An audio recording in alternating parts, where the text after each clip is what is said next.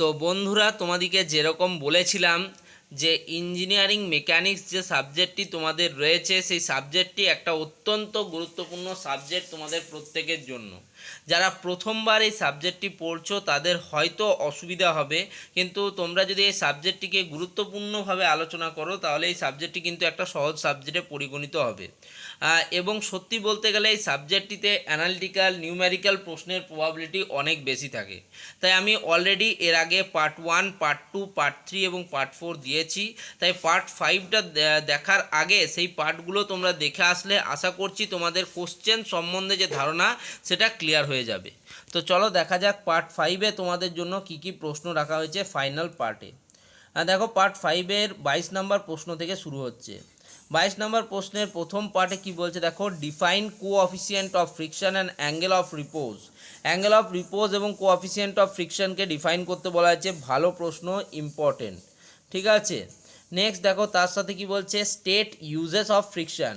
এই যে ফ্রিকশন বা ঘর্ষণ, এর সুবিধাগুলি কী কী? আজকের দিনে দাঁড়িয়ে আমরা যে দাঁড়িয়ে চলার চেষ্টা করি বা চলতে পারি, সেটাও কিন্তু ফ্রিকশনের জন্য। তো সেই রকমই ফ্রিকশনের কী কী ব্যবহার রয়েছে সেটা কিন্তু লিখতে হবে। পার্ট সিতে কী বলা হচ্ছে দেখো, define free body diagram, এফবিডি।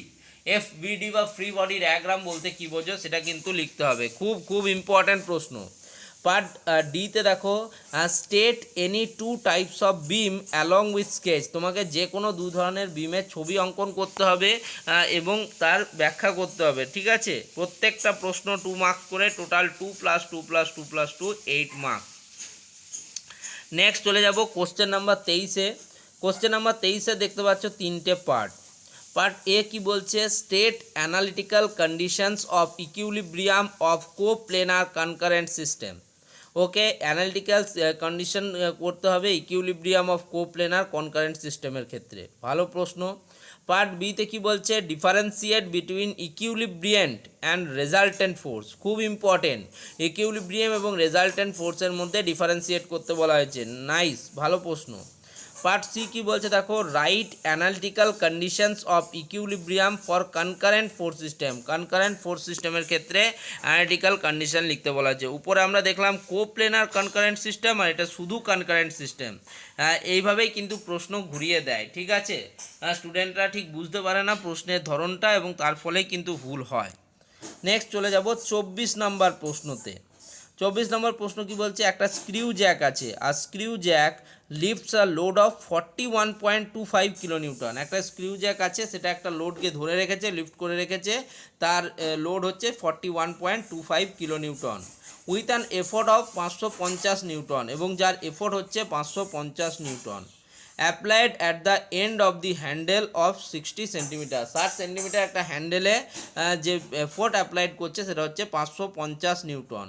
If the pitch of screw is 15 millimetre, যদি পিচ অফ স্ক্রু 15 মিলিমিটার হয়, ক্যালকুলেট ভেলোসিটি রেশিও, ভিআর তোমাকে বার করতে হবে, মেকানিক্যাল অ্যাডভান্টেজ বার করতে হবে, এফিসিয়েন্সি অফ দ্য মেশিন, মেশিনের এফিসিয়েন্সি বের করতে হবে। ভালো প্রশ্ন, একটাই প্রশ্ন, 8 মার্কসের প্রশ্ন।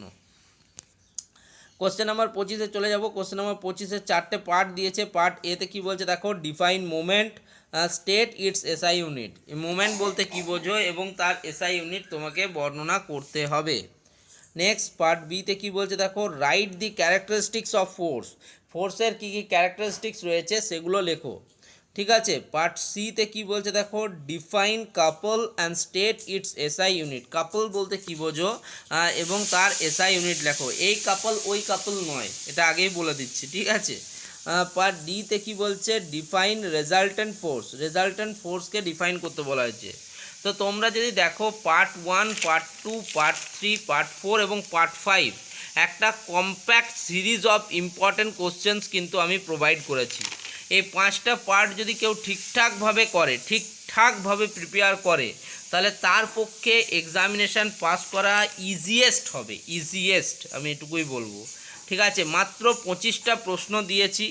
25টা প্রশ্ন যদি তোমরা ভালো করে করো এবং সেই যে সেম টপিকগুলো নিজেরা পড়াশুনো করো, সেই টপিকগুলো নিয়ে 55+ মার্কস স্কোর করতে পারবে আউট অফ 60।